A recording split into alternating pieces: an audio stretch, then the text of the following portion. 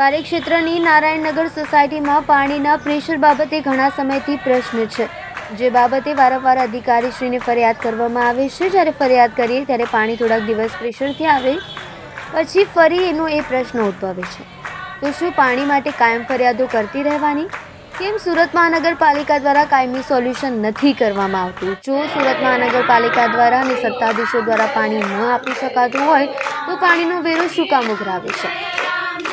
આજે નારાયણનગર સોસાયટીના રહીશો અને સોસાયટીના પ્રમુખ શ્રી સાથે રહીને રામધૂન બોલાવો પાણી બાબતે વિરોધ નોંધાવ્યો અને આ પાણીની સમસ્યાનું સોલ્યુશન નહીં આવે તો આગામી સમયમાં સોસાયટીના રહીશોને સાથે રાખીને કાર્યક્રમો આપવામાં આવશે। જી, મારું નામ સાકરિયા પાયલ છે।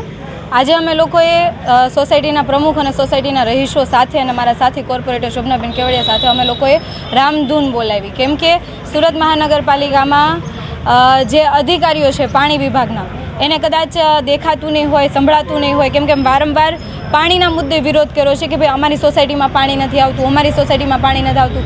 જ્યારે આ જ અધિકારીઓ અને આ જ સુરત મહાનગરપાલિકા જ્યારે પૂર્ણા વિસ્તારની આ નારાયણનગર સોસાયટીમાં વેરો લેવાનો થાય તો ટાઈમ ટુ ટાઈમ વેરો આવી જાય। આ વખતે કેટલો બધો વહેલા વેરો આપી દીધો, બધાને ઘરે ઘરે નોટિસો આવી ગઈ કે ટાઈમે વેરો ભરી દેજો, અને જો વેરો ભરવામાં લેટ થાય તો વ્યાજ સાથે વેરો ભરવો પડે છે।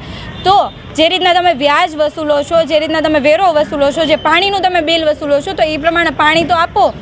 છેલ્લા 2 વર્ષથી અમે વારંવાર રજૂઆતો કરીએ છીએ, બોર્ડની અંદર બોલીએ છીએ, પાણી સમિતિના ચેરમેન શ્રી એમને પણ વારંવાર રજૂઆત કરી છે, સમિતિની મિટિંગોમાં પણ વારંવાર કીધું છે કે ભાઈ અમારા વિસ્તારમાં, મારી નારાયણનગર સોસાયટીમાં જ્યાં હું પોતે રહું છું એ સોસાયટીની અંદર પાણી નથી આવતું, તો એનું પાણીનું કંઈક નિરાકરણ કરો, કંઈક નિરાકરણ કરો। પણ આ કહેવાય ને કે એક નફ્ફટગીરી કહેવાય કે જેમને કોઈ પડી જ નથી, પાણીનો વિરોધ કરે કે કંઈ પણ કરે, અમને કાંઈ નથી પડી, તમે તમારે કર્યા રાખો, એવું ક્યારેક અમને લાગે છે।